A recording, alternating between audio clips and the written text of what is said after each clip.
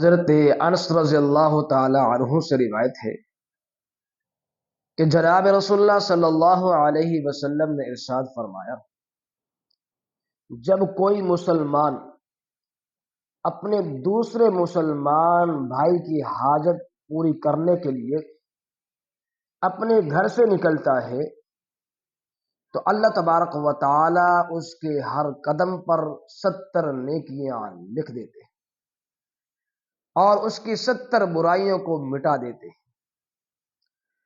اور اگر اس کے ہاتھوں مسلمان کی حاجت پوری ہو جائے تو اس کو گناہوں سے ایسے پاک فرما دیتے ہیں جیسا کہ آج ہی اس کی ماں نے اسے دھے کے جنم دیا۔ اور اگر اسی دوران میں اس کی موت واقعہ ہو جائے تو آپ صلی اللہ علیہ وسلم نے فرمایا کہ اس شخص کو اللہ تبارک و تعالی بغیر حساب و کتاب کے جنت میں داخل فرمائے۔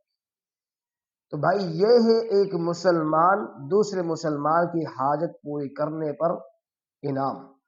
تو ہمیں ایک مسلمان ہونے کے ناطے تو ایک دوسرے کے خیال کرنا چاہیے۔ اللہ پاک ہم سب کو عمل کی توفیق عطا فرمائے۔